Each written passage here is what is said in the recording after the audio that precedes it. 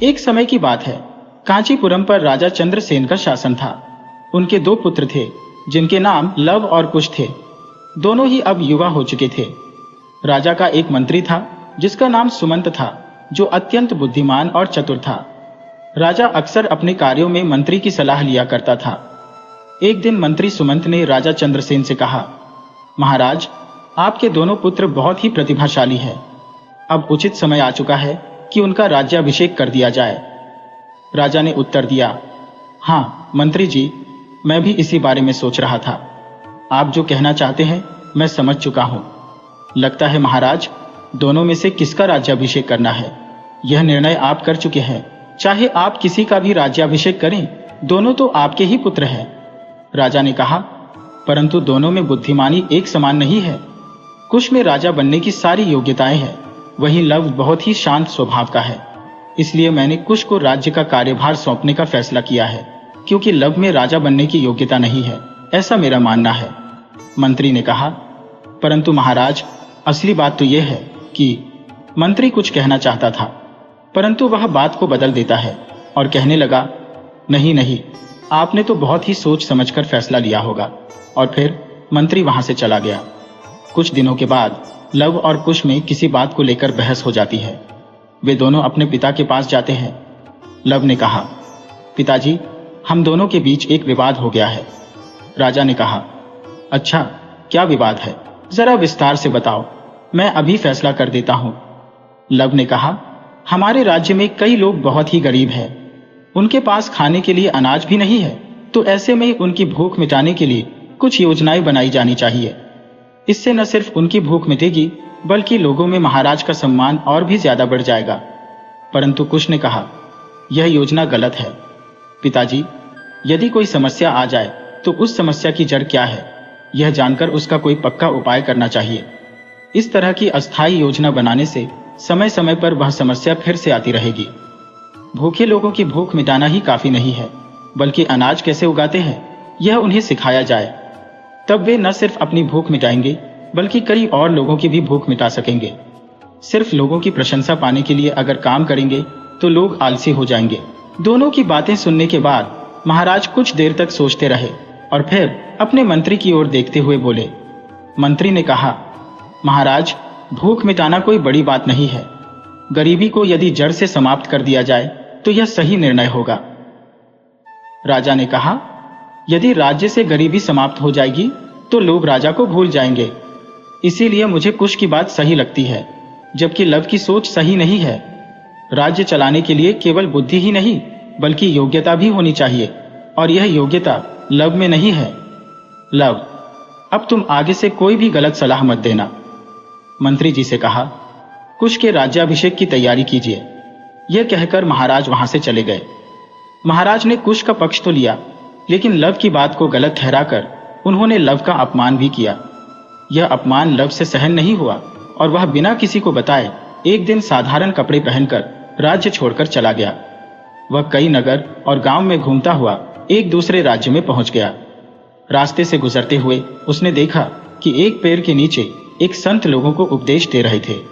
Love भी वहीं पर रुककर उनका उपदेश सुनने लगा।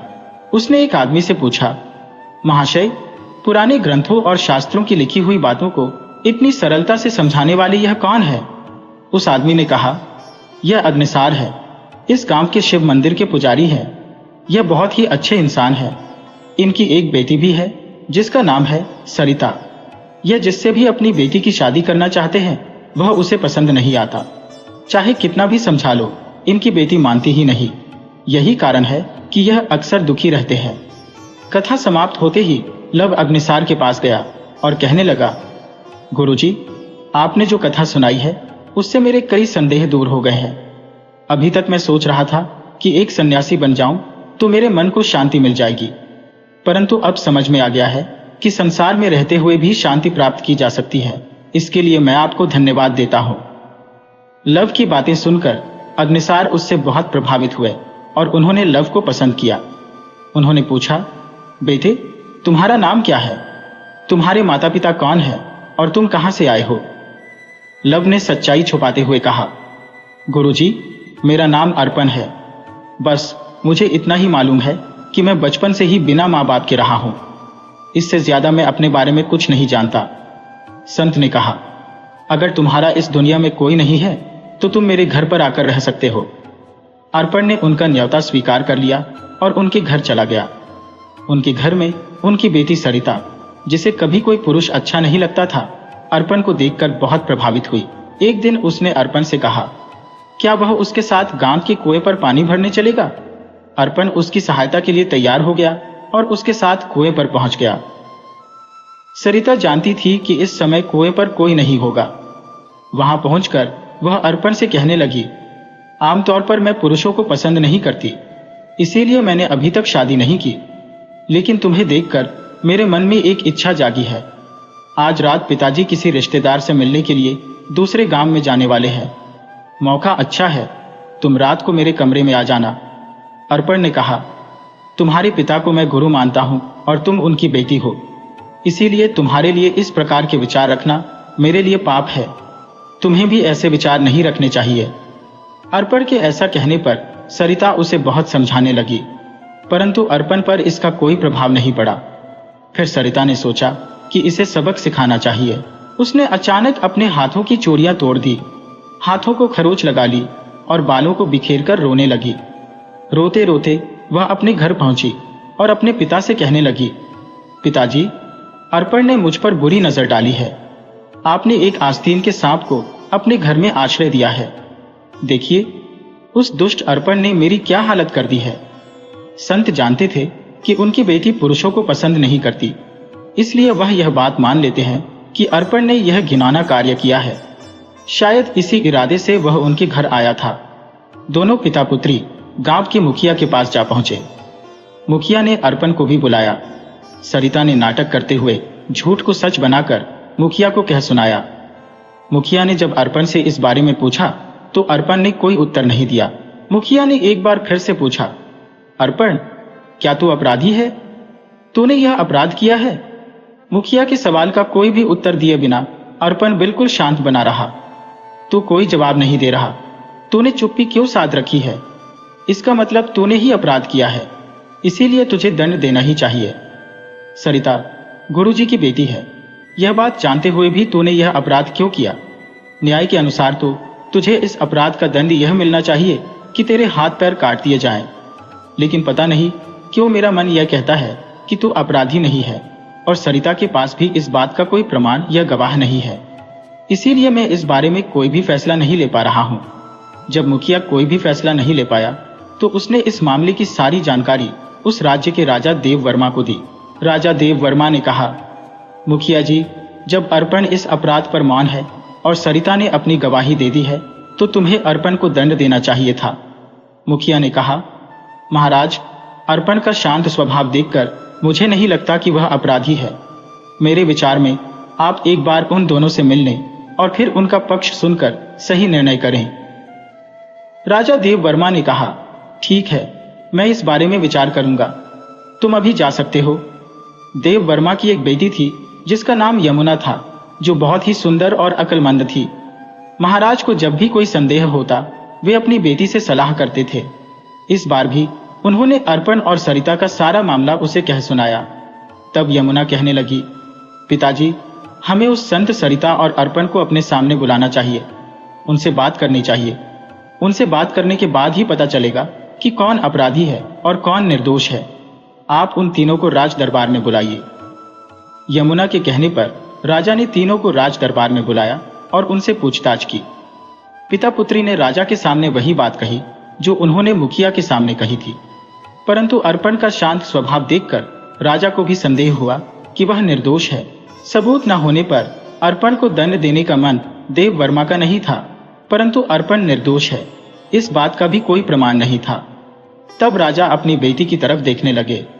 उनकी बेटी यमुना उन तीनों को वहीं रहने को कहकर अपने पिता के साथ एक दूसरे कक्ष में जाकर कहती है, पिताजी, यदि यह समस्या हल करनी है तो इस मामले से जो भी जुड़ा है उनका आमना सामना करवाना होगा, तभी कोई फैसला निकल पाएगा।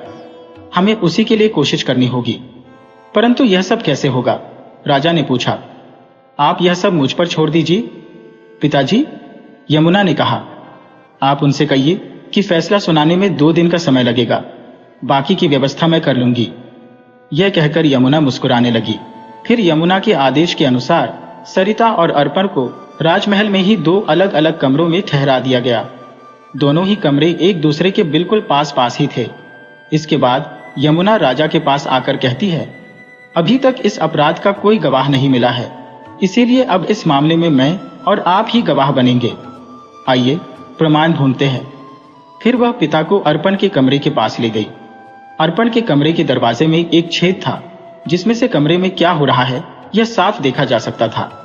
राजा जब कमरे के छेद से देखते हैं तो अर्पण बिल्कुल शांत दिखाई देता है। दूसरी तरफ सरिता अपने कमरे में इधर उधर टहल रही थी। वह कमरा बहुत ही सुंदर था और बहुत ही अच्छे ढंग से सजाया गया था। कमरे में चारों तरफ शीशे और कीमती कपड़े रखे हुए थे। जब काफी देर तक कमरे में कोई नहीं आया तो सरिता बेचैन होकर कमरे में इधर उधर घूमने लगी। सरिता कमरे में इधर उधर टहलते हुए एक दरवाजा देखती है, जिसे वह खोलने का प्रयास करती है। कुंडी ना लगी होने के कारण दरवाजा आसानी से खुल जाता है। असल में यह दरवाजा उसे अर्पण के कमरे में ले जाता है। जब वह अंदर जाती है तो उसे अर्पण दिखाई देता है, जो बिल्कुल शांत बैठा हुआ था। सरिता ने इधर उधर नजर दौड़ाई। जब उसे लगा कि यहाँ पर कोई और नहीं है तो वह अर्पण के नजदीक जाकर कहने लगी, अब तो तुम्हें अवश्य ही दंड मिलेगा। तूने मुझे ठुकराया है, मेरी सुंदरता पर तो लोग मरते हैं और तुमने मेरा तिरस्कार किया है। अभी भी वक्त है, अगर तुम मेरी बात मान जाओ तो मैं अपनी झूठी शिकायत वापस ले लूंगी, वरना मेरा झूठ तुम्हारे प्राण ले लेगा। अर्पण ने कहा, मेरे लिए दंड कोई बड़ी बात नहीं है, मैं सच्चा हूं, मेरे लिए यही काफी है, परंतु मैं तुम्हारी अनुचित मांग को पूरा नहीं कर सकता। इतना कहकर अर्पण शांत हो गया। वे दोनों नहीं जानते थे कि राजा दरवाजे के छेद से ये सब कुछ देख रहे थे। अगले दिन देव वर्मा सबको राज दरबार में बुलाकर कहने लगे, सरिता, तुम एक कुटिल और दुष्ट लड़की हो, जबकि अर्पण बिल्कुल निर्दोष है। सरिता की इच्छा जब अर्पण ने पूरी नहीं की तो इस पर झूठा आरोप लगाकर इसकी शिकायत की। होना तो यह चाहिए कि सरिता को दंड दिया जाए, परंतु सरिता के पिता को देखते हुए हम सिर्फ तुम्हें चेतावनी देकर छोड़ रहे हैं और अर्पण को अपराध मुक्त किया जाता है। राजा ने पिता और पुत्री को दरबार से वापस भेज दिया, जबकि अर्पण को अपना अतिथि बना लिया। वह अर्पण को बहुत ही पसंद करते थे और अपनी बेटी की शादी अर्पण से ही करना चाहते थे। पहले तो अर्पण ने यह प्रस्ताव अस्वीकार कर दिया, परंतु जब उसे पता चला कि यमुना की वजह से ही वह निर्दोष साबित हुआ है तो वह शादी के लिए तैयार हो गया। इसके बाद उनकी धूमधाम से शादी कर दी गई। शादी के बाद लव ने राजा देव वर्मा को अपनी सच्चाई बताई कि वह एक राजपुत्र है, परंतु अपने पिता के व्यवहार के कारण अपना राज्य छोड़कर यहाँ पर आ गया। राजा देव वर्मा ने कहा, तुम चाहे एक राजपुत्र हो या एक साधारण मनुष्य, अब इस बात का कोई महत्व नहीं है। आज के बाद तुम ही मेरे उत्तराधिकारी हो। मेरे बाद इस राज्य को तुम ही संभालोगे। मुझे खुशी है कि तुम जैसा समझदार व्यक्ति मेरी बेटी का पति है और इस राज्य का होने वाला भावी राजा है। कुछ दिनों के बाद जब यह खबर लव के पिता राजा चंद्रसेन को मिली कि उनका बेटा राजा बन गया है, तो वह भी बहुत ही खुश हुए और उससे मिलने के लिए चले आए। दोनों पिता पुत्र के बीच के गिले शिकवे दूर हो गए और अब वे सभी एक सुखमय जीवन बिताने लगे।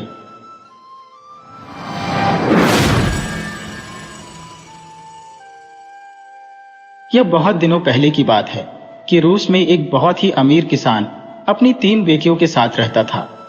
कुछ दिन बाद उसकी पत्नी मर गई तो उसकी सबसे छोटी बेटी मारुष्का बोली, पिताजी, आप चिंता मत कीजिए, घर में संभाल लूंगी।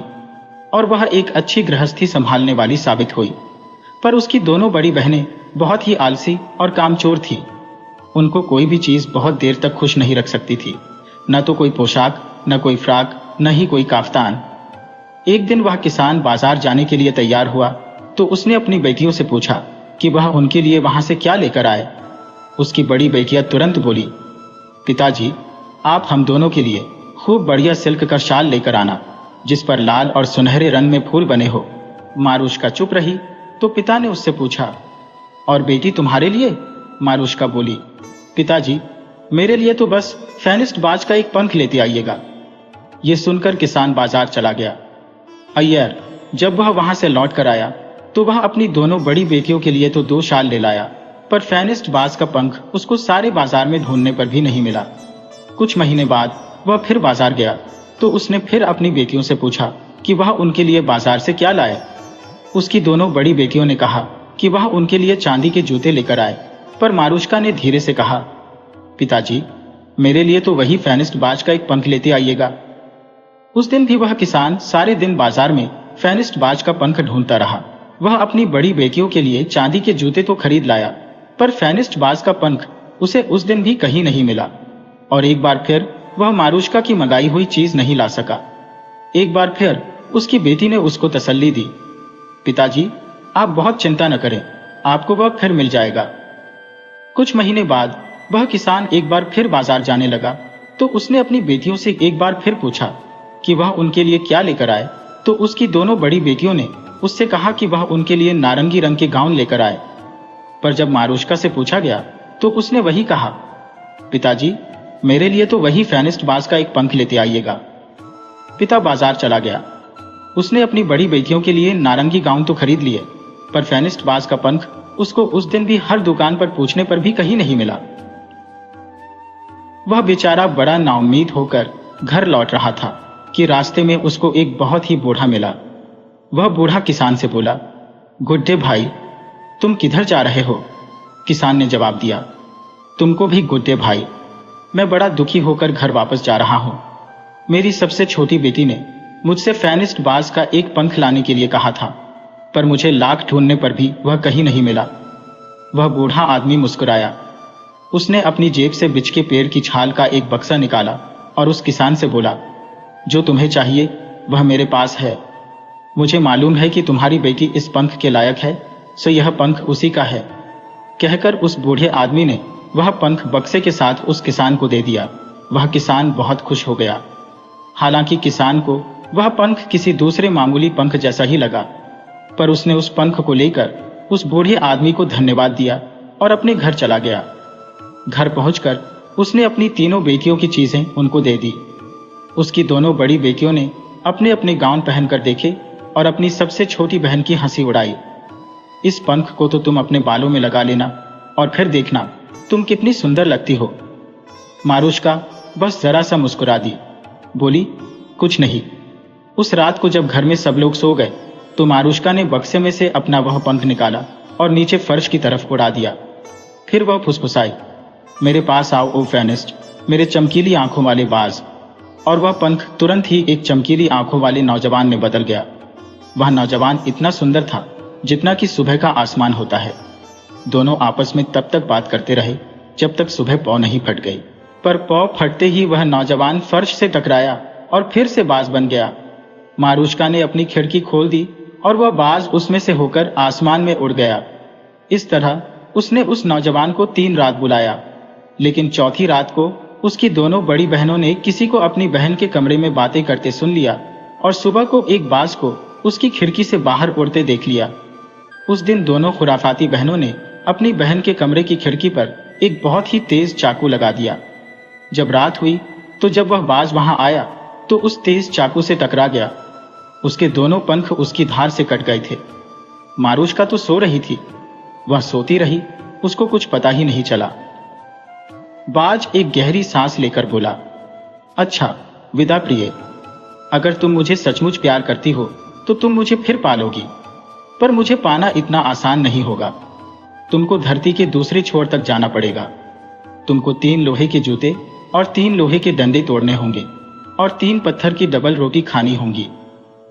रात के अंधेरे में किसी तरह से मारुष्का ने उसके ये शब्द सुन लिए। वह तुरंत बिस्तर से उठी और अपनी खिड़की की तरफ भागी, पर उसको देर हो चुकी थी। वह बाज तो जा चुका था। उसकी खिड़की पर तो बस उसके कुछ खून की बूंदें पड़ी थी। मारुष्का बहुत देर तक रोती रही। वह इतना रोई कि उसके आंसुओं में वे खून की बूंदें बह गईं। अगली सुबह वह अपने पिता के पास गई और बोली, पिताजी, मुझे आशीर्वाद दीजिए कि मैं अपने प्यार को ढूंढ सकूं। मैं अपना प्यार ढूंढने जा रही हूं। किसान बेचारा यह सुनकर बहुत दुखी हुआ कि उसकी बेटी इतनी मुश्किल यात्रा पर जा रही है। पता नहीं वह फिर उसको कब देख पाएगा, पर उसको मालूम था कि उसको उसे जाने देना ही चाहिए। सो उसके आशीर्वाद से मारुष्का ने 3 लोहे के जूते बनवाए, 3 लोहे के डंडे बनवाए और 3 पत्थर की डबल रोटियां बनवाई। उन सब को लेकर वह धरती के उस छोर की तरफ अपनी लंबी यात्रा पर निकल पड़ी। वह खुले हुए मैदानों में चली, वह अंधेरे जंगलों में से होकर गुजरी, वह ऊंची ऊंची पहाड़ियों पर चढ़ी। चिड़ियों ने उसको अपने गीतों से खुश रखा, नदियों ने उसके पैर धोए और अंधेरे जंगलों ने उसका स्वागत किया। किसी जंगली जानवर ने उसको कोई नुकसान नहीं पहुंचाया, क्योंकि उन सबको मालूम था कि वह एक वफादार लड़की थी। वह तब तक चलती रही जब तक उसका एक लोहे का जूता टूटा, एक लोहे का डंडा टूटा और उसने एक पत्थर की डबल रोटी खा ली। उसी समय वह जंगल में एक खुली जगह में निकल आई। वहां उसको एक छोटी सी झोपड़ी दिखाई दी। वह झोपड़ी मुर्गी के पैरों पर खड़ी थी। वह गोल गोल घूम रही थी और उसमें कोई खिड़की नहीं थी। मारुष्का बोली, ओ छोटी झोपड़ी, ओ छोटी झोपड़ी, तुम अपने पीछे का हिस्सा पैरों की तरफ कर लो और अपना मुंह मेरी तरफ कर लो। यह सुनकर मुर्गी के पैरों पर खड़ी हुई। वह झोपड़ी घूमती घूमती रुक गई और मारुष्का उसके खुले दरवाजे के अंदर बेधड़क चली गई। उस झोपड़ी में एक पत्थर की अंगीठी पर बाबा यागा लेटी हुई थी। वह एक पतली सी स्त्री थी जिसकी लंबी टेढ़ी नाक थी और एक दांत था जो उसकी ठोड़ी के नीचे तक लटका हुआ था। मारुष्का उससे डरी नहीं। उसने जादूगरनी को अपने बारे में बताया कि वह क्या करने निकली थी और उससे अपनी सहायता करने की प्रार्थना की। बाबा यागा बोली, मेरी प्यारी बच्ची, तुमको तो अभी बहुत दूर जाना है, क्योंकि फेनिस्ट तो बहुत दूर रहता है। उस देश की रानी एक बहुत ही बुरी जादूगरनी है, जिसने तुम्हारे फेनिस्ट को एक जादू का रस पिला दिया है। उस रस के जादू के असर से उसने उसको अपने आप से शादी करने के लिए भी राजी कर लिया है। पर मैं उसको ढूंढने में तुम्हारी सहायता जरूर करूंगी। लो, यह लो चांदी की तश्तरी और सोने का अंडा, और इनको लेकर उसके महल चली जाओ। हो सकता है कि रानी इनको खरीदना चाहे, पर तुम इनको उसको तब तक मत बेचना जब तक कि वह तुमको फेनिस्ट बात से न मिलने दे। उसके बाद बाबा यागा ने उसको सुनहरे धागे का एक गोला दिया और कहा कि वह उस धागे को जंगल में लुढ़काती चली जाए तो वह उसको उसकी दूसरी बहन के पास पहुंचा देगा। वह वहां से उसको आगे बताएगी कि उसको क्या करना है। बाबा यागा को धन्यवाद देकर मारुष्का अपने रास्ते पर चल दी। पेड़ों ने उसका रास्ता रोक लिया। जंगल बहुत अंधेरा हो गया और उस अंधेरे में उल्लू भी बोलने लगे। फिर भी वह चलती गई जब तक कि उसका दूसरा लोहे का जूता नहीं टूट गया, दूसरा लोहे का डंडा नहीं टूट गया और उसकी पत्थर की दूसरी डबल रोटी भी खत्म नहीं हो गई। उसी समय वह जंगल में एक खुली जगह पर आ गई। वहां पर भी उसको एक छोटी सी झोपड़ी दिखाई दी। वह झोपड़ी भी मुर्गी के पैरों पर खड़ी थी और वह भी गोल गोल घूम रही थी। वहां जाकर मारुष्का फिर बोली, ओ छोटी झोपड़ी, ओ छोटी झोपड़ी, तुम अपने पीछे का हिस्सा पैरों की तरफ कर लो और अपना मुंह मेरी तरफ कर लो। यह सुनकर मुर्गी के पैरों पर खड़ी वह घूमती हुई झोपड़ी भी रुक गई और उसमें खिड़कियां और एक दरवाजा खुल गया। मारुष्का उसके खुले दरवाजे के अंदर भी बेधड़क चली गई। उस झोपड़ी में एक पत्थर की अंगीठी पर एक दूसरी बाबा यागा लेटी हुई थी। यह बाबा यागा अपनी बहन से भी ज्यादा बदसूरत और पतली दुबली थी। मारुष्का ने उसको अपनी कहानी सुनाई और उसको उसकी बहन के दिए हुए चांदी की तश्तरी और सोने का अंडा दिखाया। वह बोली, बहुत अच्छे मेरी प्यारी बिटिया, मैं तुम्हारी सहायता जरूर करूंगी। यह सोने की सुई और चांदी का फ्रेम ले जाओ। हो सकता है कि वह रानी इनको खरीदना चाहे, पर तुम इनको उसको तब तक मत बेचना जब तक वह तुमको तुम्हारी फेनिस्ट से मिलने न दे। मगर इससे पहले तुमको मेरी बड़ी बहन के पास जाना पड़ेगा। इसके आगे वही तुमको बताएगी कि तुमको क्या करना है। मारुष्का ने दूसरी बाबा यागा को धन्यवाद दिया और आगे बढ़ गई। उसने वह सोने के धागे वाला गोला फिर से आगे लुढ़काया और उसके पीछे पीछे पेड़ों के बीच में से होकर चली। इस बार पेड़ों की शाखाओं ने उसके कपड़ों की आस्तीनें फाड़ दी, उसके चेहरे पर खरोंचें डाल दी। चिड़ियों ने भी कोई गीत नहीं गाया और जंगली जानवर भी उसकी तरफ रास्ते भर देखते रहे, पर वह पीछे देखे बिना ही आगे बढ़ती रही। धीरे धीरे उसके तीसरे लोहे के जूते भी फट गए, तीसरा लोहे का डंडा भी टूट गया और तीसरी पत्थर की डबल रोटी भी खत्म हो गई। उसी समय वह तीसरी खुली जगह में आ निकली। वहां भी उसको पहले जैसी एक झोपड़ी दिखाई दी। वह झोपड़ी भी मुर्गी के पैरों पर खड़ी थी और घूम रही थी। वहां जाकर मारुष्का फिर बोली, ओ छोटी झोपड़ी, ओ छोटी झोपड़ी, तुम अपने पीछे का हिस्सा पैरों की तरफ कर लो और अपना मुंह मेरी तरफ कर लो। मुर्गी के पैरों पर खड़ी हुई घूमती हुई वह झोपड़ी भी यह सुनकर तुरंत रुक गई और मारुष्का उसके खुले दरवाजे के अंदर बेधड़क चली गई। उस झोपड़ी में एक पत्थर की अंगीठी पर तीसरी बाबा यागा लेटी हुई थी। यह बाबा यागा अपनी दोनों बहनों से भी ज्यादा बदसूरत और पतली दुबली थी। मारुष्का ने उसको भी अपनी कहानी सुनाई। वह बाबा यागा बोली, फेनिस्ट बाज को पाना आसान नहीं है प्यारी बेटी, तुमको धरती के आखिर तक जाना पड़ेगा, पर तुम चिंता न करो, मैं तुम्हारी सहायता करूंगी। तुम यह चांदी की अटैरन लो और यह सोने की तकली लो और इनको लेकर महल चली जाओ। हो सकता है कि रानी तुमसे इनको खरीदना चाहे, पर तुम इनको उसको तब तक मत बेचना जब तक कि वह तुमको तुम्हारे फेनिस्ट बाज से न मिलने दे। मारुष्का ने उसको भी धन्यवाद दिया और अपना सोने के धागे वाला गोला जमीन पर लुढ़का दिया। वह धागा उसको एक बड़ी डरावने जंगल में से लेकर चला। वह अभी बहुत दूर नहीं गई थी कि उसने किसी के चिंघाड़ने की और पंखों के फड़फड़ाने की आवाज सुनाई दी। बहुत सारे उल्लू वहां से उड़े और उसके चारों तरफ घूमने लगे। बहुत सारे चूहे उसके पैरों में इधर उधर घूमने लगे। खरगोश रास्ते पर कूदने लगे। वह डर कर रुक गई। तभी एक बड़ा सा भूरा भेड़िया वहां आ गया और मारुष्का से बोला, डरो मत मारुष्का, आओ मेरी पीठ पर बैठ जाओ, मैं तुमको महल तक ले चलता हूं। मारुष्का उसकी पीठ पर बैठ गई और भेड़िया उसको सोने के धागे के गोले के पीछे पीछे हवा की तेजी से उड़ाकर ले चला। घास के हरे हरे मैदान पलक झपकते निकल गए। पहाड़ जो आसमान तक ऊंचे ऊंचे थे वे भी आसानी से पार हो गए। आखिर वे एक क्रिस्टल के महल के पास आ पहुंचे। उसका सोने का गुंबद सूरज की रोशनी में चमक रहा था। रानी उस महल की सफेद मीनार से नीचे झांक रही थी। मारुष्का ने भेड़िए को धन्यवाद दिया, अपनी गठरी उठाई और मीनार के नीचे की तरफ चली। वहां पहुंचकर वह बहुत ही नम्रता से बोली, योर मैजेस्टी, क्या आपको किसी ऐसी नौकरानी की जरूरत है जो सूत काते, बुनाई और कढ़ाई करे? रानी बोली, ओ लड़की, अगर तुम यह तीनों काम कर सकती हो तो अंदर आ जाओ और काम करना शुरू कर दो। इस तरह मारुष्का उस महल में नौकरानी का काम करने लगी। एक दिन मारुष्का ने सारा दिन बिना रुके काम किया और जब शाम आई तो उसने अपना सोने का अंडा और चांदी की तश्तरी ली और रानी को दिखाई। तुरंत ही वह अंडा उस तश्तरी में घूमने लगा और घंटियां बजने की आवाज सुनाई देखने लगी। अचानक उस तश्तरी में रूस के सारे बड़े बड़े शहर दिखाई देखने लगे। यह देखकर तो रानी बड़े आश्चर्य में पड़ गई। वह बोली, चांदी की यह तश्तरी और सोने का यह अंडा तुम मुझे बेच दो। मारुष्का बोली, योर मैजेस्टी, ये बेचने के लिए तो नहीं है, पर आप इनको ऐसे ही रख सकती हैं अगर आप मुझे चमकीली आंखों वाले फेनिस्ट बाज से मिलने दें। रानी राजी हो गई, बोली, ठीक है, आज रात को जब वह सो जाएगा तब तुम उसके कमरे में जा सकती हो। जब रात हो गई तो मारुष्का फेनिस्ट बाज के कमरे की तरफ चली। वहां जाकर उसने देखा कि फेनिस्ट बाज तो गहरी नींद सो रहा है।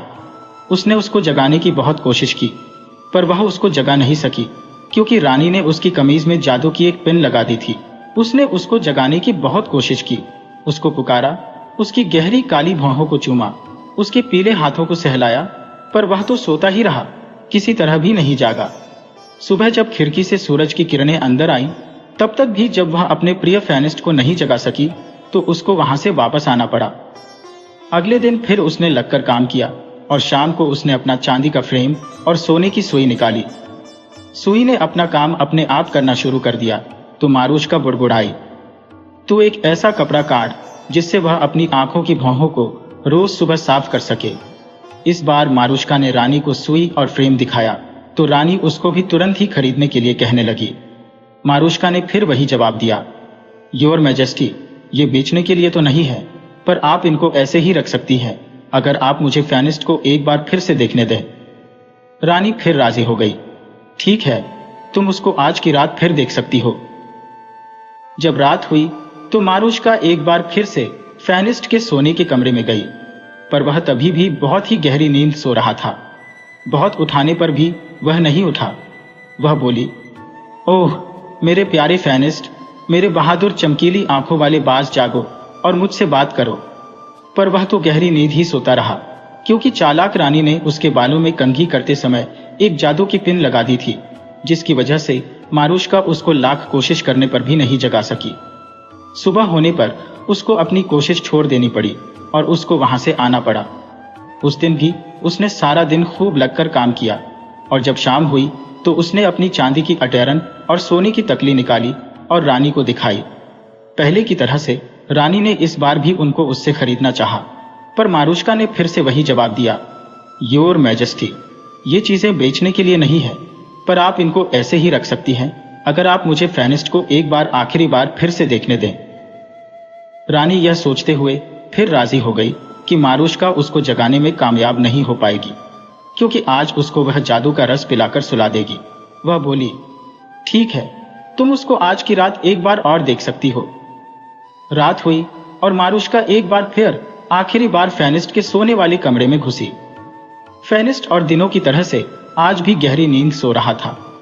मारुष्का फिर बोली, ओह मेरे प्यारे फेनिस्ट, मेरे बहादुर चमकीली आंखों वाले बाज, जागो और मुझसे बात करो। पर वह नहीं जागा तो वह नाउम्मीद होकर रो पड़ी। फेनिस्ट सारी रात सोता रहा और हालांकि मारुष्का ने उसको जगाने की फिर से बहुत कोशिश की, पर वह नहीं उठा। अब सुबह होने वाली थी, सो मारुष्का ने आखिरी विदा कहने और बाहर जाने से पहले उसके काले बालों में अपना हाथ फेरा कि उसका एक गर्म आंसू उसके गालों से लुढ़क कर फेनिस्ट के कंधे पर गिर पड़ा। इससे फेनिस्ट की मुलायम खाल जल गई। इस जलन को महसूस करके वह हिला और उसने अपनी आंखें खोल दी। मारुष्का को वहां देखकर वह तुरंत उठ बैठा और बोला, अरे क्या यह तुम हो, मेरा खोया हुआ प्यार। कहते कहते वह रो पड़ा। उसकी आंखों से आंसू बहने लगे। इसका मतलब यह है कि तुमने 3 लोहे के जूते और 3 लोहे के डंडे तोड़ दिए और 3 पत्थर की डबल रोटियां भी खा ली। तुम धरती के इस कोने तक यात्रा कराई। अब हमको कोई अलग नहीं कर सकता मारुष्का, कोई नहीं। अब फेनिस्ट का जादू टूट चुका था, सो वह मारुष्का को शाही दरबार में ले गया। वहां दरबार ने फैसला दिया कि रानी को देश निकाला दे दिया जाए और मारुष्का को वहां की रानी बना दिया जाए, क्योंकि वह बहुत बहादुर थी, अक्लमंद थी और मजबूत थी। और फिर ऐसा ही हुआ।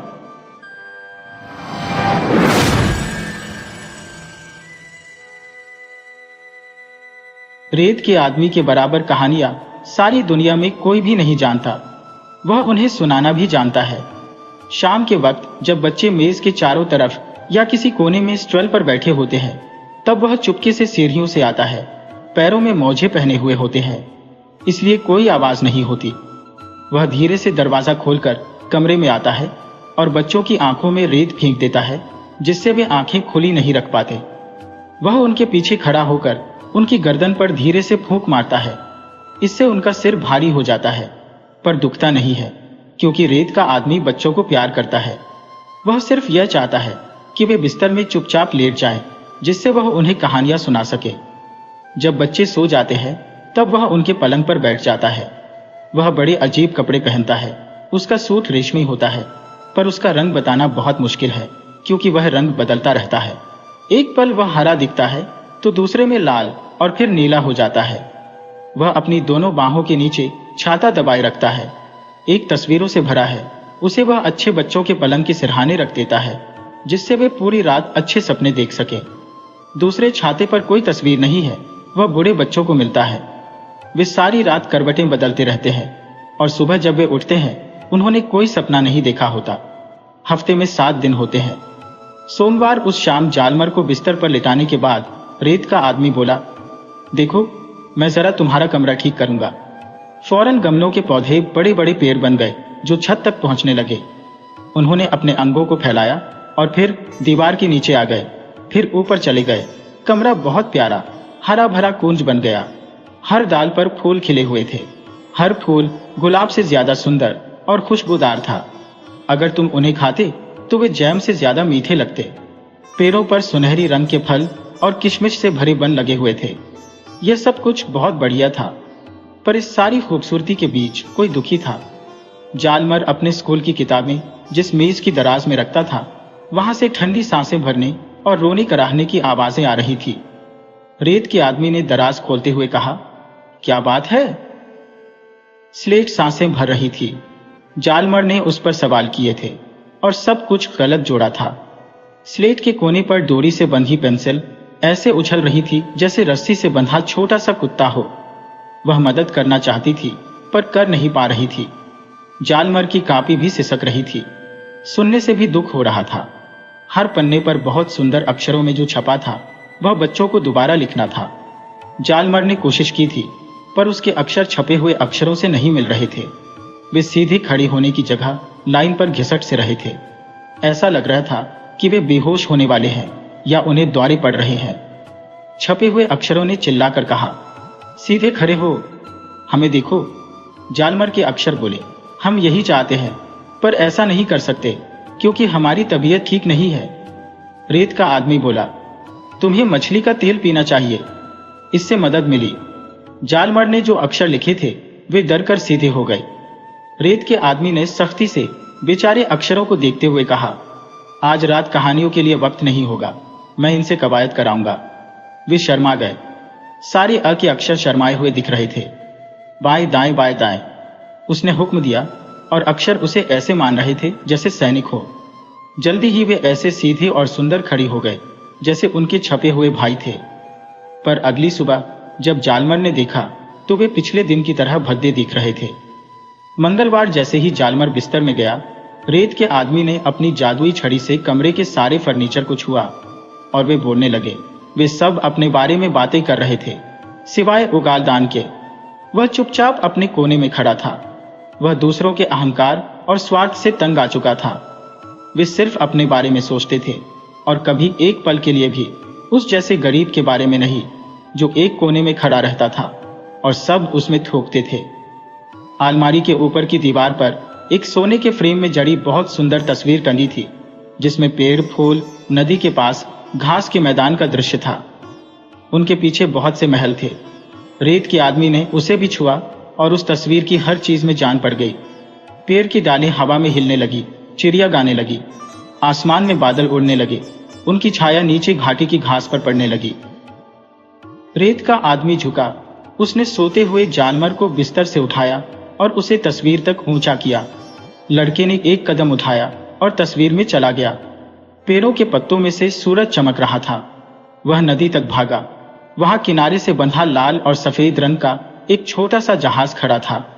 उसकी पाल चांदी की तरह चमक रही थी और सिर पर सोने के मुकुट पहने बत्तख उसे पानी में खींच रहे थे। जालमर जंगल से निकला। पेड़ों ने उसे डाकुओं, चुड़ैलों और फूलों में रहते बौनों की कहानी सुनानी शुरू की जो उन्होंने तितलियों से सुनी थी। चांदी और सोने की खाल वाली बहुत सुंदर मछलियां नाव के चारों तरफ तैर रही थी। वे पानी से ऊपर हवा में कूदती और फिर झपाक से नदी में वापस छलांग लगा देती। हर रंग और नाप की चिड़िया ऊपर उड़ रही थी। सारे जानवर, यहाँ तक कि मच्छर और उड़ने वाले कीड़े जालमर के पास पहुंचना चाहते थे। हर कोई उसे एक कहानी सुनाना चाहता था। ये एक सच्ची यात्रा थी। एक पल जालमर घने अंधेरे जंगल में से निकल रहा था और दूसरे ही पल धूप और फूलों से भरे सुंदर बगीचे में था। वह संगमरमर के महलों के पास से निकला। उन महलों के छज्जों पर खूबसूरत राजकुमारियां खड़ी थी। सबसे ज्यादा अचरज की बात यह थी कि वे उन लड़कियों जैसी दिख रही थी जिनके साथ वह रोज खेला करता था। राजकुमारियों के हाथों में चीनी के सुअर थे जो बाजार में मिलने वालों से ज्यादा अच्छे थे। लड़कियां जालमर के साथ उन्हें बांटना चाहती थी। जब उसने सुअर का एक सिरा पकड़ा, वह टूट गया। ऐसा बार बार हुआ और उसे हमेशा बड़ा टुकड़ा मिलता, जबकि राजकुमारियों को छोटा टुकड़ा मिलता। हर महल के सामने एक राजकुमार सोने की तलवार लिए पहरा दे रहा था। जब जालमर वहां से निकला, तब उन्होंने हुक्म दिया कि टीन के सिपाही और किशमिश बरसाए जाए, क्योंकि वे सच्चे राजकुमार थे। कभी लगता कि वह बड़ी इमारतों के हॉलों में से निकल रहा है और कभी लगता कि बढ़िया शहरों में से। वह वहां गया जहां बचपन में उसकी देखभाल करने वाली धाय रहती थी। जालमर उसे बहुत प्यार करता था। वह एक बड़े से आंगन में खड़ी उसकी तरफ हाथ हिलाती हुई अपने आप लिखा एक गीत सुनाने लगी। ओह मेरे छोटे बच्चे, मैं कितना तुम्हारे प्यारे चेहरे को देखना चाहती हूँ। वह छोटा सा मुंह जिसे मैंने चूमा था, तुम्हारी विश्वासपूर्ण भोली नजर, मैंने तुम्हारी हंसी, तुम्हारी खुशी बांटी थी, फिर भी हमें जुदा होना पड़ा था। भगवान इस जमीन पर तुम्हें खुश रखे और तुम्हारे प्यारे दिल को पवित्र रखे। सारी चिड़िया उसके साथ गाने लगी, फूल नाचने लगे और पेड़ ऐसे सिर हिला रहे थे जैसे रेत के आदमी ने उन्हें भी कहानी सुनाई हो। बुधवार, बाहर बारिश हो रही थी। जालमर को सोते हुए भी छत पर पड़ती बारिश की आवाज आ रही थी। रेत के आदमी ने खिड़की खोली, गली झील बन गई थी और जालमर की खिड़की के नीचे एक बड़ा जहाज खड़ा था। रेत का आदमी बोला, जालमर, सैर के लिए आओगे? जहाज तुम्हें दूर ले जाएगा, और फिर भी कल जब तुम उठोगे तो तुम वापस बिस्तर में होगे। जालमर खड़ा हुआ और अपनी अच्छी पोशाक पहनी। जब वह जहाज पर पहुंचा तब बारिश नहीं हो रही थी, सूरज चमक रहा था, हवा से पाल खुल गए थे। जहाज चर्च के चारों तरफ घूमकर गलियों से होता हुआ जल्दी ही समुद्र तक पहुंच गया। जहां तक नजर जाती थी समुद्र फैला हुआ था। जालमर ने देखा सारसों का एक झुंड उड़ता हुआ गर्म देश की तरफ जा रहा था। उनमें से एक सबसे पीछे और नीचे था। ये बहुत दिनों से उड़ रहे थे और यह बेचारा बहुत थक गया था। उसके बड़े पंख अब धीरे धीरे चल रहे थे। वह समुद्र की सतह के पास आता जा रहा था। उसने फिर ऊपर उठने की कोशिश की पर नहीं उठ पाया। फिर वह जहाज के मस्तूल से टकराया और ऊंची आवाज के साथ डेक पर गिर गया। जहाज पर काम करने वाले लड़के ने उसे उठाया और जहाज पर जो छोटा सा मुर्गियों का दड़बा था उसमें डाल दिया। मुर्गियों और बत्तखों के बीच खड़ा वह बड़ा उदास और थका हुआ लग रहा था। सारी मुर्गियों ने कहा, क्या जीव है। मुर्गे ने अपने पंख फैलाकर दुगना आकार बनाया। फिर सारस से पूछा, तुम कौन हो, कहां से आए हो। बत्तखों ने एक दूसरे को धकेलते हुए क्वैक क्वैक कहा। सारस ने उन्हें पिरामिडों वाले गर्म देश मिस्र और रेगिस्तान के रेत के घोड़े से भी तेज दौड़ने वाले शुतुरमुर्ग के बारे में बताया। बत्तखों की समझ में उसकी एक भी बात नहीं आई, इसलिए उन्होंने एक दूसरे से कहा, हम मान लेते हैं कि यह बेवकूफ है। तुर्की मुर्ग ने भी कहा, यह निश्चित रूप से बेवकूफ है।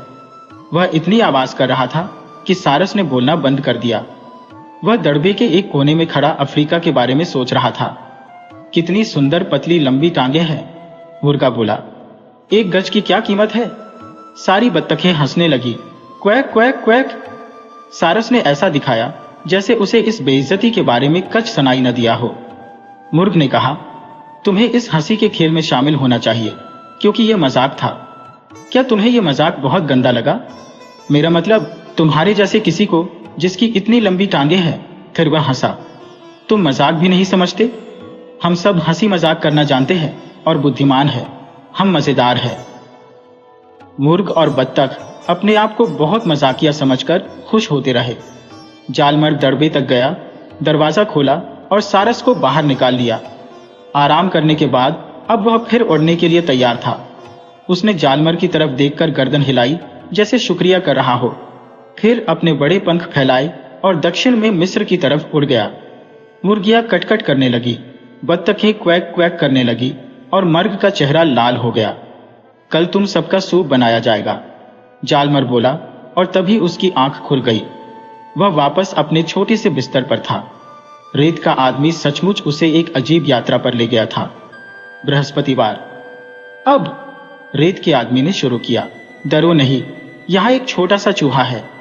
और उसने जालमर की तरफ एक छोटा सा प्यारा सा रोएंदार जानवर बढ़ाया। यह तुम्हें एक शादी के लिए बुलाने आया है। तुम्हारी माँ की रसोई में फर्श के नीचे रहने वाले 2 छोटे चूहों ने शादी करने का निश्चय किया है।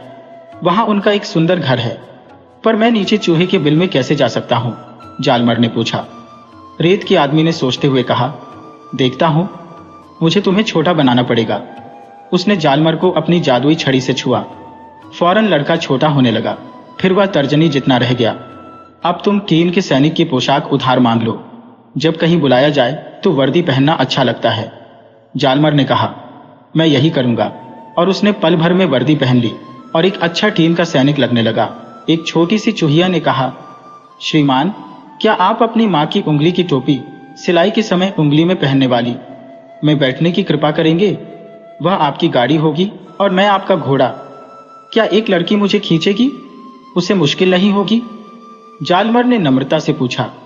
पर वह चूहे की शादी के लिए चल दिया। वे एक लंबे गलियारे में से जा रहे थे जो सिर्फ इतना चौड़ा था कि उसमें से चूहा और उसकी सवारी निकल सके। वहां बिल्कुल अंधेरा नहीं था। छोटे छोटे सूखे लकड़ी के टुकड़ों से रास्ता चमक रहा था। चूही ने पूछा, यहां प्यारी सी खुशबू नहीं आ रही। पूरे हॉल में सुअर के गोश्त की वह भी बहुत अच्छी वाली चिकनाई लगाई गई थी। अब वे उस कमरे में पहुंचे जहां शादी होनी थी। दाईं तरफ सारी चूहिया खड़ी थी। वे आपस में फुसफुसा रही थी और मुंह बना रही थी। बाईं तरफ चूहे खड़े थे। वे अपनी मूंछों पर ताप दे रहे थे पर ज्यादा बोल नहीं रहे थे। कमरे के बीच में शादी वाला जोड़ा था। वे पूरा समय पनीर की पपड़ी पर एक दूसरे को चूमे जा रहे थे। उन्हें सबके बीच ऐसा करने की आज्ञा थी क्योंकि उनकी सगाई पहले हो चुकी थी और जल्दी ही शादी होने वाली थी। और मेहमान आते गए। कमरा इतना भर गया कि छोटे चूहों को कोने में ही रहना पड़ा, नहीं तो वे कुचल कर मर जाते।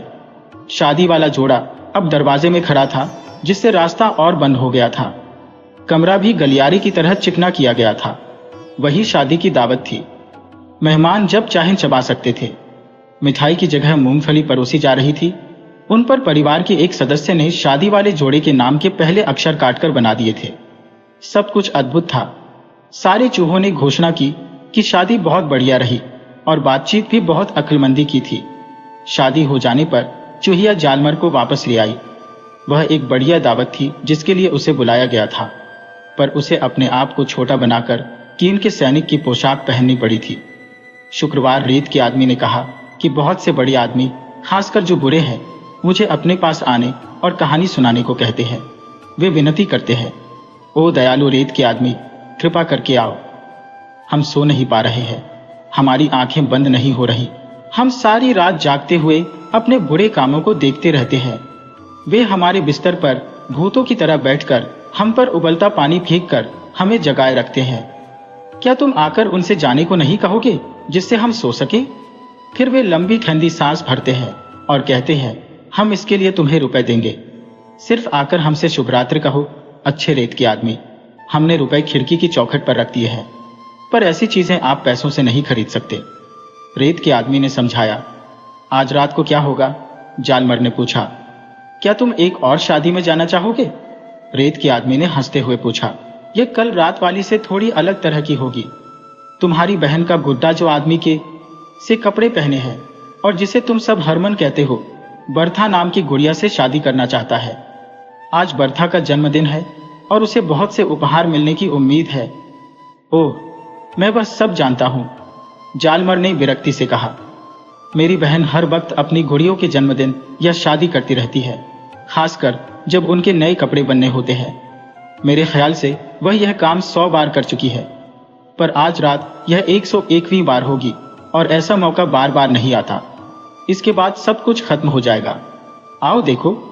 जालमर ने अपनी खिलौनों की मेज की तरफ देखा। गुड़िया के कागज के मकान की खिड़की में रोशनी थी और बाहर सारे टीन के सैनिक हथियार लिए खड़े थे। शादी वाला जोड़ा जमीन पर बैठा था। वे मेज के पावे से पीठ टिकाकर बैठे एक दूसरे को देखते हुए कुछ सोच रहे थे। यह कोई अजीब बात नहीं थी। आखिर उनकी शादी होने वाली थी। रेत के आदमी ने जालमर की दादी की स्कर्ट पहनी हुई थी और शादी करवा रहा था। शादी होते ही सब मेज कुर्सियों ने बड़ा सुंदर गाना गाया जो इस मौके के लिए पेंसिल ने लिखा था। उसने शब्दों की परवाह न करके लय की फिक्र की थी। शादी 101वीं अभी शुरू हुई है। वह पिन जैसा अभिमानी वह चमड़े से बनी हुई है। हुर्रे पिन, हुर्रे चमड़ी। फिर वक्त आया उपहार देने का। दोनों ने खाने की किसी भी चीज के लिए मना कर दिया था।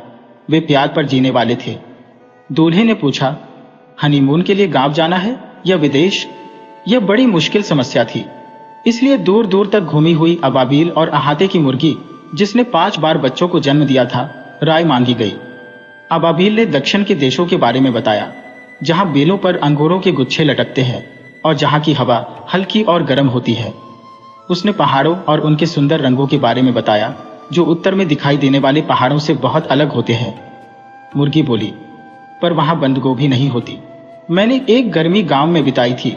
मेरे साथ मेरे चूजे थे। हम बालों के गड्ढे में रहे थे। बालों कुरेदने में इतना मजा आता है, और बगीचे के उस हिस्से में जाने की इजाजत भी थी जहां बंद गोभी उग रही थी। उसका इतना सुंदर हरा रंग था। मुझे पक्का पता है कि किसी और चीज का इतना सुंदर रंग नहीं होता, पर बंद गोभी के सारे पौधे एक से दिखते हैं, अबाबील ने कहा। इसके अलावा यहां मौसम हमेशा खराब रहता है। हमें उसकी आदत है, मुर्गी ने जवाब दिया, पर हमेशा ठंड रहती है। मैं तो जमा जा रहा है। कांपते हैं, अबाबील बोला। ठंड बंद गोभी के लिए अच्छी होती है, मुर्गी बोली। कभी कभी तो यहां भी मौसम गर्म होता है। 4 साल पहले की गर्मी मुझे याद है। करीब 5 हफ्ते तक चली थी। इतनी गर्मी थी कि सांस लेना मुश्किल हो रहा था। और फिर विदेशी जमीन पर सब तरह की रेंगने वाली जहरीली चीजें और लुटेरे होते हैं। मुझे लगता है जिन लोगों को अपना देश पसंद नहीं होता, वे कृतज्ञ दुष्ट होते हैं। उन्हें यहाँ रहने ही नहीं देना चाहिए। और मुर्गी रोने लगी, पर फिर भी बोलती रही। एक बार मैंने भी यात्रा की है। एक लकड़ी के बक्से में 12 मील गई थी। विश्वास करो, यात्रा करने में कोई मजा नहीं है। बर्था नाम की गुड़िया बोली। मुझे लगता है मुर्गी बहुत अक्लमंद है। मुझे भी पहाड़ों में जाना पसंद नहीं है। उसमें है क्या? एक तरफ से चढ़ो, दूसरे से उतरो। नहीं, हम रेत के गड्ढे में जाएंगे और सैर के लिए बंद गोभी के खेतों में। और उन्होंने वही किया। शनिवार, क्या तुम मुझे कहानी सुनाओगे? बिस्तर में घुसते ही जालमर ने पूछा। नहीं, आज रात मेरे पास वक्त नहीं है, रेत के आदमी ने कहा और जालमर के बिस्तर के ऊपर अपना सबसे सुंदर छाता खोल दिया। पर तुम इसे देख सकते हो, यह पूरी तरह चीनी है। अचानक छाता चीनी कटोरे जैसा दिखने लगा। उसके अंदर पूरी दुनिया थी। नीले पेड़, नीले पुल, जिन पर छोटे छोटे चीनी स्त्री पुरुष खड़े जालमर की तरफ सिर हिला रहे थे। आज मुझे देखना है कि सारी दुनिया अच्छी तरह साफ हो जाए, क्योंकि तुम जानते हो कि कल इतवार है। मुझे चर्च की बुर्जी पर जाकर देखना होगा कि चर्च के बौनों ने घंटियां चमकाई है ना, जिससे वे नकली न लगे। फिर मुझे खेतों में जाकर देखना है कि हवा ने पेड़ों और फूलों को झाड़ दिया है कि नहीं। पर सबसे जरूरी काम है सारे सितारों को उतारकर चमकाना। मैं उन्हें अपने एप्रन में रख लेता हूं, पर पहले मुझे सारे छेदों की गिनती करनी होगी ताकि उन्हें ठीक जगह पर वापस रख दूं। अगर ऐसा नहीं हुआ तो कुछ ही शायद उन छेदों में सही ढंग से आएंगे और तब यह डर होगा कि वे गिर न जाएं। फिर बहुत सारी उल्काएं एक के बाद एक गिरती जाएंगी। जालमर के बिस्तर के सामने वाली दीवार पर टंगी उसके परबाबा की तस्वीर ने कहा, देखो श्रीमान रेत के आदमी, मैं जालमर का परबाबा हूं। मुझे खुशी है कि तुम जालमर को कहानियां सुनाते हो, पर उसे उलझन में मत डालो। तारे हमारी धरती की तरह ग्रह है, कोई भी उन्हें उतारकर चमका नहीं सकता, और इसीलिए वे इतना उत्तेजित करते हैं। धन्यवाद धन्यवाद परबाबा जी, रेत का आदमी बोला। पर ऐसा नहीं लगा कि वह सचमुच एहसानमंद है। आप परिवार के मुखिया हैं, पर मैं आपसे काफी बड़ा हूं। मैं नास्तिक हूं। रोमन और यूनानी लोग मेरी पूजा करते थे और मुझे सपनों का भगवान मानते थे। मैं बढ़िया से बढ़िया महल में जा चुका हूं और मेरा हर जगह स्वागत होता है। मैं बच्चों और बड़ों को खुश करना जानता हूं। पर आप कोई कहानी क्यों नहीं सुनाते? और इन शब्दों के साथ रेत का आदमी अपना छाता लेकर चला गया। पर बाबा की तस्वीर बड़बड़ाई। आजकल किसी को अपनी बात कहने का हक नहीं है। और तब जालमर जाग गया। इतवार, शुभ संध्या, रेत के आदमी ने कहा। जालमर ने सिर हिलाया और बिस्तर से बाहर कूद पड़ा। फिर परबाबा की तस्वीर तक दौड़ा और दीवार की तरफ उसका मुंह कर दिया ताकि वे कल की तरह रुकावट न डालें। अब मुझे कहानियां सुनाओ।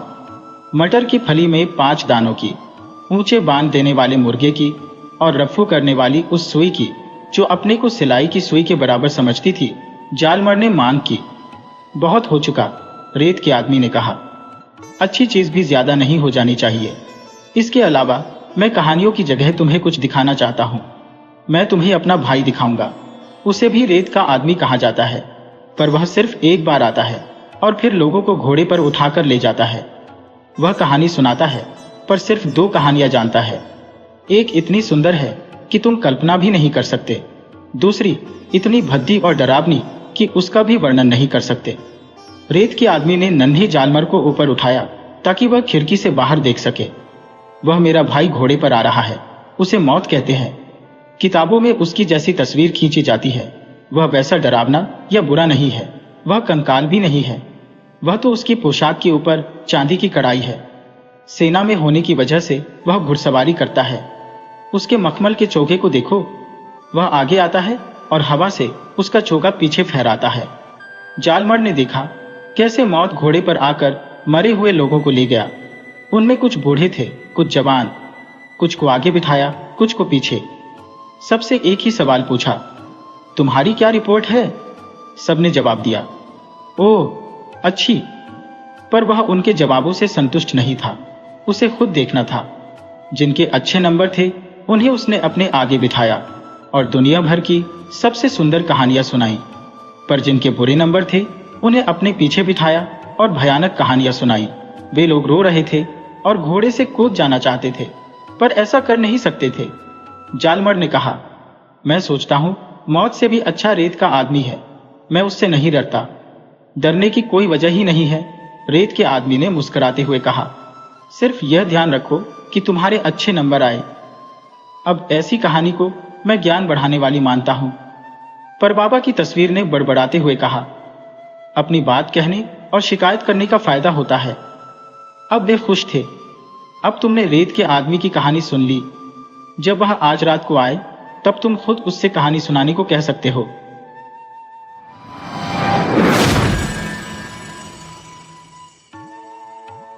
आप मुंह सुजाए क्यों बैठे हैं? भाई दांत में दर्द हो रहा है। तुम तो खवाह मखवाह। खवाह मखवाह, क्या आपके दांत में कभी दर्द हो ही नहीं सकता? वो कैसे? आप भूल क्यों जाते हैं कि आपके दांत मसनूई हैं। जो असली थे वो तो कभी के रुखस्त हो चुके हैं। लेकिन बेगम भूलती, तुम हो मेरे 20 दांतों में सिर्फ 9 दांत मसनूई है, बाकी असली और मेरे अपने हैं। अगर तुम्हें मेरी बात पर यकीन ना हो तो मेरा मुंह खोलकर अच्छी तरह मुआयना कर लो। मुझे यकीन आ गया। मुझे आपकी हर बात पर यकीन आ जाता है। परसों आपने मुझे यकीन दिलाया कि आप सिनेमा नहीं गए थे तो मैं मान गई, पर आपके कोट की जेब में टिकट पड़ा था। वो किसी और दिन का होगा।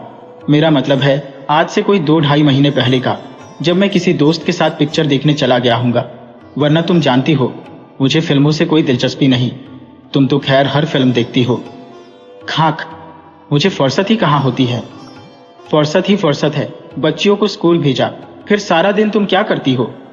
नौकर उनको स्कूल से ले आता है, खाना खिला देता है। तुम या तो अपनी किसी सहेली या रिश्तेदार के यहाँ चली जाती हो, या मैटिनी शो देखने। शाम को फिर द्वारा पड़ता है और चली जाती हो, फिर कोई और फिल्म देखने। ये सफेद झूठ है। ये सफेद है ना, काला हकीकत है। आपके दांत का दर्द भी क्या हकीकत है?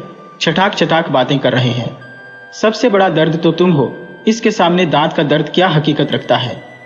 तो आपने जिस तरह अपने दांत निकलवाए थे उसी तरह मुझे भी निकाल बाहर फेंकिए। मुझ में इतनी हिम्मत नहीं, इसके लिए बड़ी जुर्रत की जरूरत है। आप जुर्रत की बात न करें। आपको मुफ्त में एक नौकरानी मिल गई है जो दिन रात आपकी खिदमत करती है। इसे आप बरतरफ कैसे कर सकते हैं?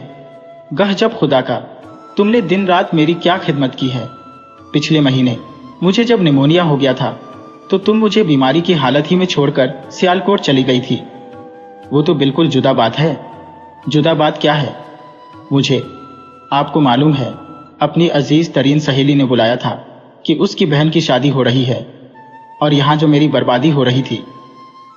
आप अच्छे भले थे, मैंने डॉक्टर से पूछ लिया था। उसने मेरी तशफीक कर दी थी कि तशवीश की कोई जरूरत नहीं। निमोनिया का अटैक कोई इतना सीरियस नहीं। फिर पेंसिलिन के टीके दिए जा रहे हैं। इंशाअल्लाह 2-1 रोज में तंदुरुस्त हो जाएंगे। तुम सियालकोट में कितने दिन रही? कोई 10-15 दिन। इस दौरान में तुमने मुझे कोई कहात लिखा? मेरी खैरियत के मुतल्लिक पूछा? इतनी फुर्सत ही नहीं थी कि आपको एक सतर भी लिख सकती। लेकिन तुमने अपनी वालिदा मुकर्रमा को 4 कहात लिखे। वो तो बहुत जरूरी थे। मैंने सब पढ़े हैं। आपने क्यों पढ़े? ये बहुत बदतमीजी है। ये बदतमीजी मैंने नहीं की, तुम्हारी वालिदा मुकर्रमा ने मुझे खुद उनको पढ़ने के लिए कहा और मुझे मालूम हुआ कि वो किस कदर जरूरी थे। क्या जरूरी थे? बहुत जरूरी थे, इसलिए कि खाविन के फेफड़ों के मुकाबले में दुल्हन के जहेज की तफसीलात बहुत अहम थी। उसके बालों की अफशा, उसके गालों पर लगाया गया घाजा, उसके होठों की सुरखी, उसकी जरफत की कमीज और जाने क्या क्या, ये तमाम इत्तलाएं पहुंचाना वाकई अशद जरूरी था। वरना दुनिया के तमाम कारोबार रुक जाते, चांद और सूरज की गर्दिश बंद हो जाती। दुल्हन के घूंघट के मुतल्लिक अगर तुम न लिखती कि वो किस तरह बार बार झुंझलाकर उठा देती थी, तो मेरा ख्याल है ये सारी दुनिया एक बहुत बड़ा घूंघट बन जाती। आज आप बहुत भोनी शायरी कर रहे हैं। वजह है तुम्हारी मौजूदगी में अगर गालिब मरहूम भी होते तो वो इसी किस्म की शायरी करते। आप मेरी तौहीन कर रहे हैं। तुम नालिश कर दो, मुकदमा दायर कर दो। मैं इन चक्करों में नहीं पड़ना चाहती। तो फिर किन चक्करों में पड़ना चाहती हो, मुझे बता दो। आपसे जो मेरी शादी हुई तो इससे बड़ा चक्कर और कौन हो सकता है? मेरे बस में हुआ तो इसमें से निकल भागूं। तुम्हारे बस में क्या कुछ नहीं। तुम चाहो तो आज ही इस चक्कर से निकल सकती हो। कैसे? ये मुझे मालूम नहीं। तुम माशा अल्लाह अक्लमंद हो। कोई ना कोई रास्ता निकाल लो ताकि ये रोज रोज की बकबक और झिकझिक खत्म हो। तो इसका मतलब यह है कि आप खुद ये चाहते हैं कि मुझे निकाल बाहर करें। लाहौल वाला, मैं खुद बाहर निकाले जाने के लिए तैयार हूं। कहां रहेंगे आप? कहीं भी रहूं, किसी दोस्त के यहाँ कुछ देर ठहर जाऊंगा या शायद किसी होटल में चला जाऊं। अकेली जान होगी, मैं तो भाई फुटपाथ पर भी सौ कर गुजारा कर सकता हूँ। कपड़े अपने साथ ले जाऊंगा, उनको किसी लॉन्ड्री के हवाले कर दूंगा। वहां वो इस घर के मुकाबले में कहीं ज्यादा महफूज रहेंगे, शीशे की अलमारियों में सजे होंगे। जब गए एक सूट निकलवाया, उसकी धुलाई या ड्राई क्लीनिंग के पैसे अदा किए और खरामा कहाँ गए? कहीं भी लॉरेंस गार्डन है, सिनेमा है, रेस्तोरां है, बस जहां जी चाहा चले गए। कोई पाबंदी तो नहीं होगी उस वक्त। यहां मैंने आप पर कौन सी पाबंदियां आयद कर रखी हैं? खुले बंदो, जो चाहे करते हैं। मैंने आपको कभी टोका है? टोका तो नहीं है, लेकिन मेरा हर बार ऐसा झटका किया है कि महीनों तबीयत साफ रही। अगर तबीयत साफ रहे तो इसमें क्या कबाहत है? तबीयत हमेशा साफ रहनी चाहिए। मानता हूं कि तबीयत हमेशा साफ रहनी चाहिए, मगर तबीयत साफ करने वाले को इतना ख्याल जरूर मद्देनजर रखना चाहिए कि वो जरूरत से ज्यादा साफ ना हो जाए। आपके दांत में दर्द हो रहा था, वो दर्द अब दिल में चला गया है। कैसे? आपकी गुफ्तगू हर किस्म के करिश्मे कर सकती है। दाढ़ में शिद्दत का दर्द था, लेकिन आप खुदा मालूम क्यों तशरीफ ले आए और मुझसे लड़ना झगड़ना शुरू कर दिया कि वो दाढ़ का दर्द दिल में मुंतकिल हो गया। मैं ये सिर्फ पूछने आई थी कि आपका मुंह क्यों सूजा हुआ है। बस इस इतनी बात का आपने बतंगर बना दिया। मेरी समझ में नहीं आता कि आप किस खोपड़ी के इंसान हैं। खोपड़ी तो मरी वैसी है जैसी तुम्हारी या दूसरे इंसानों की। तुम्हें इसमें क्या फर्क महसूस होता है? फर्क साख्त के मुतल्लिक कुछ महसूस नहीं होता, लेकिन मैं ये वसूख से कह सकती हूँ कि आपकी खोपड़ी में यकीनन कोई नुक्स है। किस किस्म का? मैं किस्म कहाँ बता सकती हूँ? किसी डॉक्टर से पूछिए। पूछ लूंगा, लेकिन अब मेरे दिल में दर्द हो रहा है। ये सब झूठ है। आपका दिल मजबूत है। तुम्हें कैसे मालूम हुआ? आज से 2 बरस पहले जब आप अस्पताल में दाखिल हुए थे तो आपका एक्स-रे लिया गया था। मुझे मालूम नहीं, आपको इतना होश ही कहाँ था। मुझे आप कोई नर्स समझते थे, अजीब अजीब बातें करते थे। बीमारी में हर खता माफ कर देनी चाहिए। जब तुम कहती हो कि मैं घशी के आलम में था, तो बताओ मैं सही बातें कैसे कर सकता था? मैं आपके दिल के मुतल्लिक कह रही थी। अस्पताल में जब आपके 5-6 एक्स-रे लिए गए तो डॉक्टरों का मुत्तफिका फैसला था कि ये शख्स सिर्फ अपने मजबूत दिल की वजह से जी रहा है। इसके गुर्दे कमजोर है, उसकी अंतड़ियों में वर्म है, इसका जिगर खराब है। लेकिन क्या? उन्होंने ये कहा था कि नहीं मरेगा, इसलिए कि इसके फेफड़े और दिल सही हालत में है। दिल में तो खैर तुम बस रही हो, फेफड़ों में मालूम नहीं कौन रहता है। रहती होगी आपकी कोई। कौन? मैं क्या जानूं? खुदा की कसम, तुम्हारे सिवा मैंने किसी और औरत को आंख उठाकर भी नहीं देखा। आंख झुकाकर देखा होगा, वो तो खैर देखना ही पड़ता है, मगर कभी बुरे ख्याल से नहीं। बस एक नजर देखा और चल दिए। लेकिन एक नजर देखना क्या बहुत जरूरी है? शरीयत में लिखा है। इस बेहस को छोड़ो, मुझे ये बताओ कि तुम मुझसे कहने क्या आई थी? तुम्हारी आदत है कि अपना मतलब बयान करने से पहले तुम झगड़ा जरूर शुरू कर दिया करती हो। मुझे आपसे कुछ नहीं कहना था, तो आप तशरीफ ले जाइए। मुझे दफ्तर के चंद काम करने हैं। मैं नहीं जाऊंगी तो फिर तुम खामोश बैठी रहो। मैं काम खत्म कर लूं तो जो तुम्हें औल जलूल बकना है बक लेना। मेरी दाढ़ में शिद्दत का दर्द हो रहा है। मैं किस लिए आपके पास आई? मुझे क्या मालूम, मेरी अक्ल दाढ़ निकल रही है। खुदा का शुक्र है तुमको, अब कुछ अक्ल तो आ जाएगी। बहुत दर्द हो रहा है। कोई बात नहीं, इस दर्द ही से अक्ल आ रही है।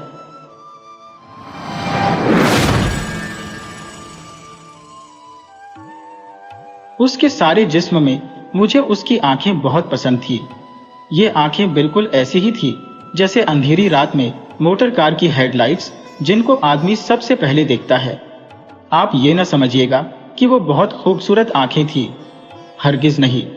मैं खूबसूरती और बदसूरती में तमीज कर सकता हूँ, लेकिन माफ कीजिएगा, इन आंखों के मामले में सिर्फ इतना ही कह सकता हूँ कि वो खूबसूरत नहीं थी। लेकिन इसके बावजूद उनमें बेपनाह कशिश थी। मेरी और उन आंखों की मुलाकात एक अस्पताल में हुई। मैं उस अस्पताल का नाम आपको बताना नहीं चाहता, इसलिए कि इससे मेरे इस अफसाने को कोई फायदा नहीं पहुंचेगा। बस आप यही समझ लीजिए कि एक अस्पताल था जिसमें मेरा एक अजीज ऑपरेशन कराने के बाद अपनी जिंदगी के आखिरी सांस ले रहा था। यूं तो मैं तीमारदारी का कायल नहीं, मरीजों के पास जाकर उनको दम दिलासा देना भी मुझे नहीं आता, लेकिन अपनी बीवी के पहम इसरार पर मुझे जाना पड़ता कि मैं अपने मरने वाले अजीज को अपने खुलूस और मोहब्बत का सबूत दे सकूं। यकीन मानिए कि मुझे सख्त कोफ्त हो रही थी। अस्पताल के नाम ही से मुझे नफरत है, मालूम नहीं क्यों। शायद इसलिए कि एक बार बंबई में अपनी बूढ़ी हमसाई को, जिसकी कलाई में मोच आ गई थी, मुझे जे अस्पताल में ले जाना पड़ा था। वहां क्यूज़वालिटी डिपार्टमेंट में मुझे कम अज कम 2.5 घंटे इंतजार करना पड़ा था। वहां मैं जिस आदमी से भी मिला, लोहे के मानिंद सर्द और बेहिस था। मैं उन आंखों का जिक्र कर रहा था जो मुझे बेहद पसंद थी। पसंद का मामला इनफिरादी हैसियत रखता है। बहुत मुमकिन है अगर आप ये आंखें देखते तो आपके दिलो दिमाग में कोई रद्द अमल पैदा ना होता। ये भी मुमकिन है कि आपसे अगर उनके बारे में कोई राय तलब की जाती तो आप कह देते, निहायत वाहियात आंखें हैं। लेकिन जब मैंने उस लड़की को देखा तो सबसे पहले मुझे उसकी आंखों ने अपनी तरफ मुतवज्जा किया। वो बुर्का पहने हुए थी मगर नकाब उठा हुआ था। उसके हाथ में दवा की बोतल थी और वो जनरल वार्ड के बरामदे में एक छोटे से लड़के के साथ चली आ रही थी। मैंने उसकी तरफ देखा तो उसकी आंखों में जो बड़ी थी, न छोटी स्याह थी, न भूरी नीली थी, न सब्ज, एक अजीब किस्म की चमक पैदा हुई। मेरे कदम रुक गए, वो भी ठहर गई। उसने अपने साथी लड़के का हाथ पकड़ा और बौखलाई हुई आवाज में कहा, तुमसे चला नहीं जाता। लड़के ने अपनी कलाई छुड़ाई और तेजी से कहा, चल तो रहा हो, तू तो अंधी है। मैंने ये सुना तो उस लड़की की आंखों की तरफ दोबारा देखा। इसके सारे वजूद में सिर्फ उसकी आंखें ही थी जो पसंद आई थी। मैं आगे बढ़ा और उसके पास पहुंच गया। उसने मुझे पलके न झपकने वाली आंखों से देखा और पूछा, एक्सरे कहाँ लिया जाता है? इत्तेफाक की बात है कि उन दिनों एक्सरे डिपार्टमेंट में मेरा एक दोस्त काम कर रहा था और मैं उसी से मिलने के लिए आया था। मैंने उस लड़की से कहा, आओ मैं तुम्हें वहां ले चलता हूं, मैं भी उधर ही जा रहा हूं। लड़की ने अपने साथी लड़के का हाथ पकड़ा और मेरे साथ चल पड़ी। मैंने डॉक्टर सादिक को पूछा तो मालूम हुआ कि वो एक्सरे लेने में मसरूफ है। दरवाजा बंद था और बाहर मरीजों की भीड़ लगी थी। मैंने दरवाजा खटखटाया। अंदर से तेज तुंद आवाज आई, कौन है? दरवाजा मत ठोको। लेकिन मैंने फिर दस्तक दी। दरवाजा खुला और डॉक्टर सादिक मुझे गाली देते देते रह गया। ओह तुम हो? हाँ भाई, मैं तुमसे मिलने आया था। दफ्तर में गया तो मालूम हुआ कि तुम यहां हो। आ जाओ अंदर। मैंने लड़की की तरफ देखा और उससे कहा, आओ, लेकिन लड़के को बाहर ही रहने दो। डॉक्टर सादिक ने हौले से मुझसे पूछा, कौन है ये? मैंने जवाब दिया, मालूम नहीं कौन है। एक्सरे डिपार्टमेंट को पूछ रही थी। मैंने कहा, चलो मैं ले चलता हूं। डॉक्टर सादिक ने दरवाजा और ज्यादा खोल दिया। मेन और वो लड़की अंदर दाखिल हो गई। 4-5 मरीज थे। डॉक्टर सादिक ने जल्दी जल्दी उनकी स्क्रीनिंग की और उन्हें रुखस्त किया। इसके बाद कमरे में हम सिर्फ 2 रह गए, मैं और वो लड़की। डॉक्टर सादिक ने मुझसे पूछा, इन्हें क्या बीमारी है? मैंने उस लड़की से पूछा, क्या बीमारी है तुम्हें? एक्सरे के लिए तुमसे किस डॉक्टर ने कहा था? अंधेरे कमरे में लड़की ने मेरी तरफ देखा और जवाब दिया, मुझे मालूम नहीं क्या बीमारी है। हमारे मोहल्ले में एक डॉक्टर है, उसने कहा था कि एक्सरे लो। डॉक्टर सादिक ने इससे कहा कि मशीन की तरफ आए। वो आगे बढ़ी तो बड़े जोर के साथ उससे टकरा गई। डॉक्टर ने तेज लहजे में उससे कहा, क्या तुम्हें सुझाई नहीं देता? लड़की खामोश रही। डॉक्टर ने उसका बुर्का उतारा और स्क्रीन के पीछे खड़ा कर दिया। फिर उसने स्विच ऑन किया। मैंने शीशे में देखा तो मुझे उसकी पसलियां नजर आई। उस दिल भी एक कोने में काले से धब्बे की सूरत में धड़क रहा था। डॉक्टर सादिक 5-6 मिनट तक उसकी पसलियों और हड्डियों को देखता रहा। इसके बाद उसने स्विच ऑन ऑफ कर दिया और रोशनी करके मुंह से मुखातब हुआ, छाती बिल्कुल साफ है। लड़की ने मालूम नहीं क्या समझा कि अपनी छातियों पर जो काफी बड़ी बड़ी थी, दुपट्टे को दुरुस्त किया और बुर्का ढूंढने लगी। बुर्का एक कोने में मेज पर पड़ा था। मैंने बढ़कर उसे उठाया और उसके हवाले कर दिया। डॉक्टर सादिक ने रिपोर्ट लिखी और इससे पूछा, तुम्हारा नाम क्या है? लड़की ने बुर्का ओढ़ते हुए जवाब दिया, जी मेरा नाम हनीफा है। डॉक्टर सादिक ने उसका नाम पर्ची पर लिखा और उसको दे दी। जाओ ये अपने डॉक्टर को दिखा देना। लड़की ने पर्ची ली और कमीज के अंदर अपनी अंगिया में उड़स ली। जब वो बाहर निकल तो मैं गैर इरादी तौर पर उसके पीछे पीछे था, लेकिन मुझे इसका पूरी तरह एहसास था कि डॉक्टर सादिक ने मुझे शक की नजरों से देखा था। उसे जहां तक मैं समझता हूं, इस बात का यकीन था कि उस लड़की से मेरा तल्लुक है। हालांकि जैसा आप जानते हैं, ऐसा कोई मामला नहीं था, सिवाय इसके कि मुझे उसकी आंखें पसंद आ गई थी। मैं उसके पीछे पीछे था। उसने अपने साथी लड़की की उंगली पकड़ी हुई थी। जब वो तांगों के अड्डे पर पहुंचे तो मैंने हनीफा से पूछा, तुम्हें कहां जाना है? उसने एक गली का नाम लिया तो मैंने उससे झूठ मूठ कहा, मुझे भी उधर ही जाना है, मैं तुम्हें तुम्हारे घर छोड़ दूंगा। मैंने जब उसका हाथ पकड़कर तांगे में बिठाया तो मुझे महसूस हुआ कि मेरी आंखें एक्स-रेज का शीशा बन गई हैं। मुझे उसका गोश्त पोस्ट दिखाई नहीं देता था, सिर्फ ढांचा नजर आता था।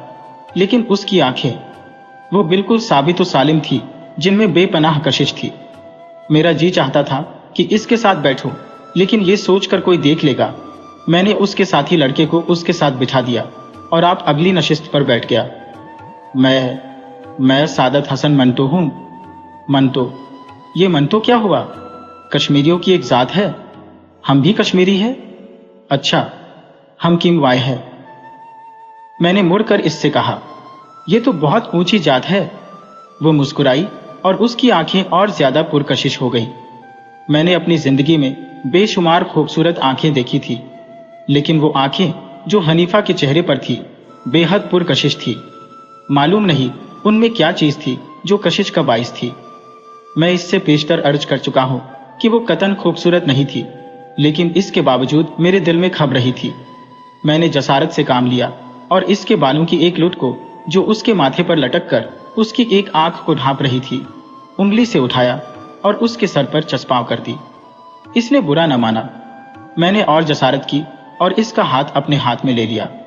इस पर भी उसने कोई मुजाहमत न की और अपने साथी लड़की से मुखातिब हुई, तुम मेरा हाथ क्यों दबा रहे हो? मैंने फौरन उसका हाथ छोड़ दिया और लड़की से पूछा, तुम्हारा मकान कहाँ है? लड़के ने हाथ का इशारा किया। इस बाजार में। तांगे ने उधर का रुख किया। बाजार में बहुत भीड़ थी, ट्रैफिक भी मामूल से ज्यादा। तांगा रुक रुक कर चल रहा था। सड़क में चू की गढ़ी थे, इसलिए जोर के धचके लग रहे थे। बार बार उसका सर मेरे कंधों से टकराता था और मेरा जी चाहता था कि उसे अपने जानू पर रख लूं और उसकी आंखें देखता रहूं। थोड़ी देर के बाद इनका घर आ गया। लड़के ने तांगे वाले से रुकने के लिए कहा। जब तांगा रुका तो वो नीचे उतरा। हनीफा बैठी रही। मैंने उससे कहा, तुम्हारा घर आ गया है? हनीफा ने मुड़कर मेरी तरफ अजीब व गरीब आंखों से देखा। बदरू कहाँ है? मैंने उससे पूछा। कौन बदरू? वो लड़का जो मेरे साथ था। मैंने लड़के की तरफ देखा जो तांगे के पास ही था। ये खड़ा तो है? अच्छा, ये कहकर उसने बदरू से कहा, बदरू मुझे उतार तो दो। बदरू ने उसका हाथ पकड़ा और बड़ी मुश्किल से नीचे उतारा। मैं सख्त मुतहैयर था। पिछली नशिस्त पर जाते हुए मैंने उस लड़के से पूछा, क्या बात है, ये खुद नहीं उतर सकती? बदरू ने जवाब दिया, जी नहीं, इनकी आंखें खराब है, दिखाई नहीं देता।